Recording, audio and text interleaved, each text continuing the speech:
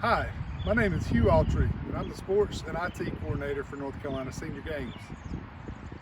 Today, in this video, we're going to show you everything you need to know to be able to do virtual shot put and discus safely. For shot put and discus, the equipment you will need are your implements. You will need a measuring tape. If you throw a little further, you may need one like this, like a 150 to 300 range. If your distance is going to be shorter, you can probably just use like a 50-foot one like you might have from Home Depot or Lowe's. Survey tape, if there are no boundaries already marked at the facility that you're at, you can use survey tape and stretch that out. And you can use survey flags to hold that tape down. And you also need survey flags to mark the landing spots for your implements. And a score sheet with a pencil and a clipboard. Next, I'm going to talk about discus specifically.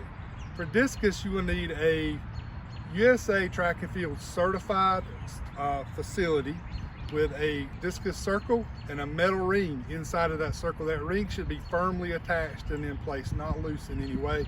For discus, you're also going to need a net or a cage enclosure. For safety reasons, this is vital that you have this. No one should be throwing discus implements without this facility in place.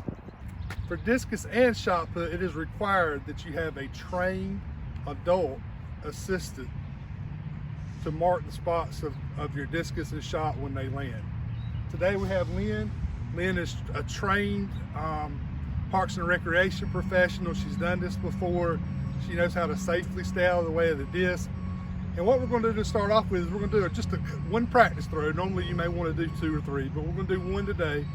And Lynn is going to stand extra far away so she knows my skill level, so she can learn my skill level before I actually start throwing them more in her general direction. Okay, so now I'm standing in the USA Track and Field certified circle. I'm going to throw a practice throw so Lynn can get an idea of how far I'm going to throw. I'm not doing a spin or any of that today. I'm just going to show it for demonstration purposes.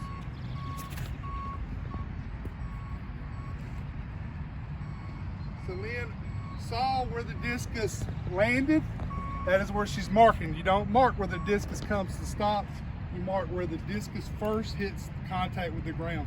Now that was a practice.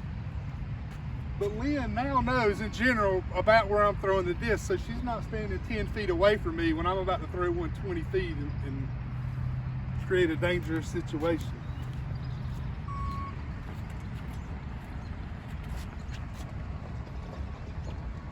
Okay, I've observed that Lynn has exited the general area where I'm going to throw. She's at a safe distance. I'm going to throw again.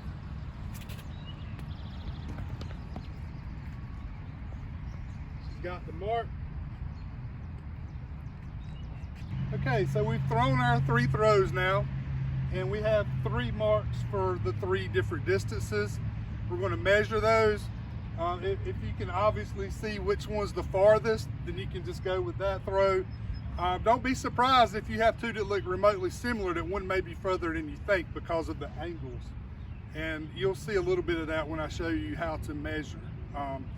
So Lynn, my assistant today, is going to go grab the 0 end of the measuring tape. And just note that some measuring tapes have a different 0 start point.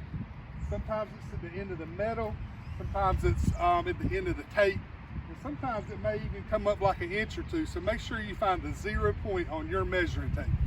Okay, so Lynn has put the 0 point of the measuring tape up against the survey flag.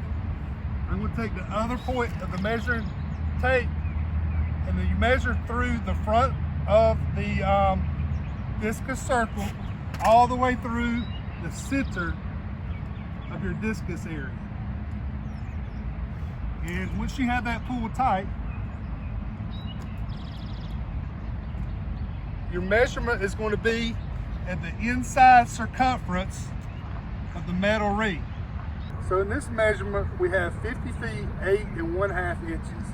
And you'll see it slightly above that 1/2 inch mark. You always want to measure to the near side of the 1/4 inch on the measuring tape. Okay, now we'll talk about fouls.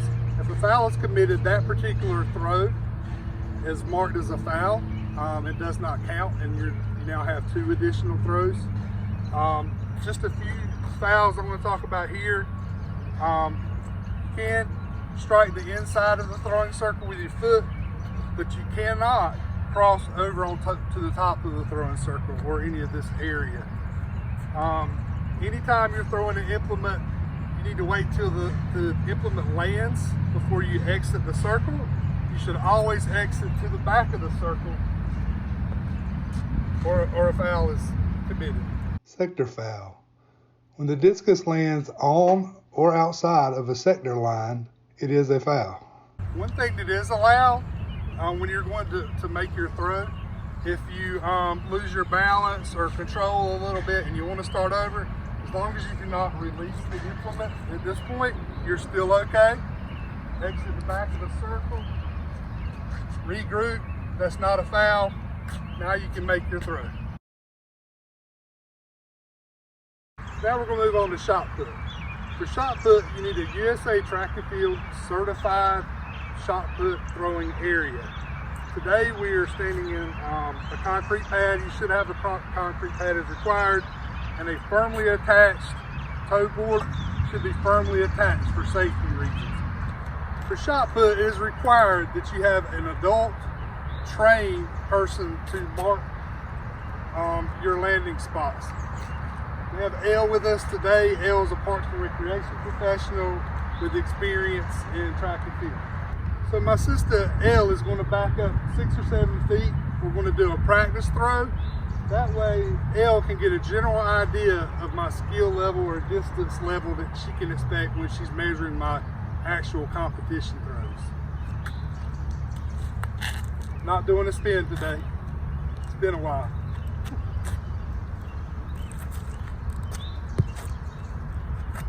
So now this is a practice throw.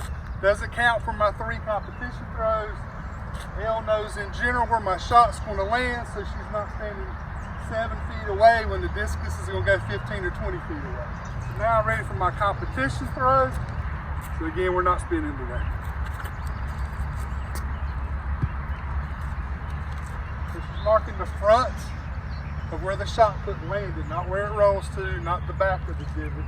Again, you can throw all 3. If you have up to 3 throws, you can throw all 3, or you can just throw 1. If you're happy with that throw, you can stop right there. We're just going to do the 1 for demonstration purposes. Ella's going to take the 0 end of this measuring tape and put it up against our survey flag. We're going to come through the center mark in the shot put area, all the way through across the toe board, laying our measuring tape down, keeping it good and tight. We're going to come over here and we're going to measure to the inside of the toe board. And what we have for this throw is 29 feet, 1 1/2 inches, because it's just short of that 3/4 mark. So didn't quite make it, so we measured down to the shorter 1/4 inch. Okay, shot put fouls.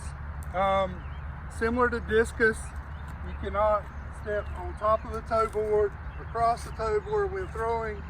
Your foot can strike the front inside facing of the toe board, but cannot go on top. If you come down, you make your throws, and you lose your balance and you step over, that is a foul. Anytime you're throwing a shot put, you should never leave the circle until the shot has landed and hit the ground. And you always need to exit through the back of the shot put circle or it's a foul.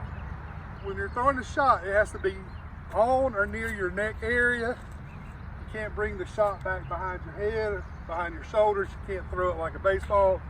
You're keeping it here, tight, close to the neck or shoulder area, and you're not coming back here on the throw. That is a foul. Sector foul. When the shot put lands on or outside of a sector line, it is a foul. In summary, just a couple of reminders. The virtual discus and shot put rules are on the NC Senior Games website. And along with probably the question we get the most, what size are my implements for my age group? You can find that in the virtual rules and the in-person North Carolina Senior Games rules book. Make sure you have USA Track and Field certified facilities. And please do not do this event without an assistant. It is absolutely required. And be safe wear your mask, observe social distancing, make sure your assistant is safely far enough away that they're not going to get hit by a shot or discus. And be safe, have fun, and thanks for watching this video today.